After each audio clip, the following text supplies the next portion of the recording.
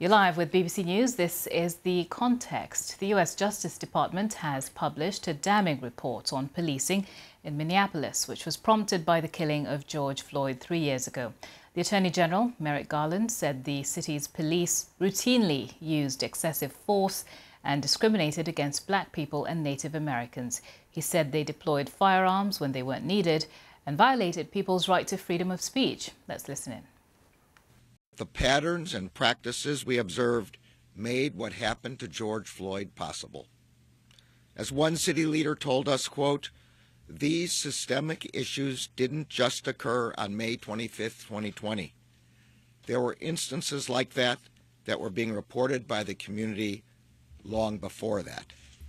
We found that MPD and the city of Minneapolis engages in a pattern or practice of using excessive force, unlawfully discriminating against Black and Native American people in enforcement activities, violating the rights of people engaged in protected speech, and discriminating against people with behavioral disabilities and responding to them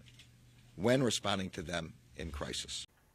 So that's the Attorney General, Merrick Garland. Let's get more on this with our North America correspondent, Jessica Parker. Jessica, just fill us in on what else was in this report.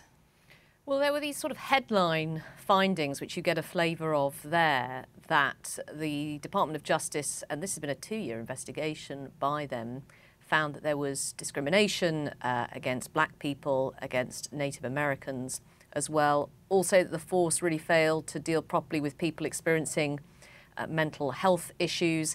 There's quite a lot in the report about the improper use of force, and the report outlines specific incidents where things have gone wrong, where they say that actually officers resorted to using firearms or tasers or pepper spray unnecessarily. So one incident from 2017, an officer fired his gun as a woman approached his squad car because she had spooked him somehow, and this woman had actually called the police after reports of a potential sexual assault nearby. And there are sort of numerous incidents that are listed, and another one where a young man swore at police officers and they ended up putting him in a neck restraint. Again, the report says wrongfully. So lots of incidents, and not just that excessive force was used or examples of racism in the force, but examples as well of fellow police officers not really calling it out or not really reporting it either. And that's one of the reasons why you hear Merrick Garland there talking about how there was a systemic issue within the police authority. And that's the reason that there were months of protests after the death of George Floyd, locally, internationally even.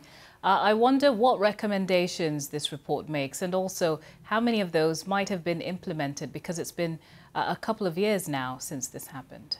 Yeah, exactly. So some things have already changed, we're told. So they now prohibit the use of neck restraints. Of course, many will remember that George Floyd died after an officer put his knee on George Floyd's neck for over 9 minutes. That officer subsequently was convicted of murder and manslaughter. So they've prohibited that. And then there's lots of recommendations around trying to ensure officers don't escalate the situation, rather they de-escalate situations, don't resort to force unnecessarily, looking at training of better policing of protests as well. And something that's already happening is trying to use sort of social services to go to calls where maybe somebody has mental health issues and that they might be better able to deal with that than police officers in those instances. So it is a mix of recommendations and things that are already happening.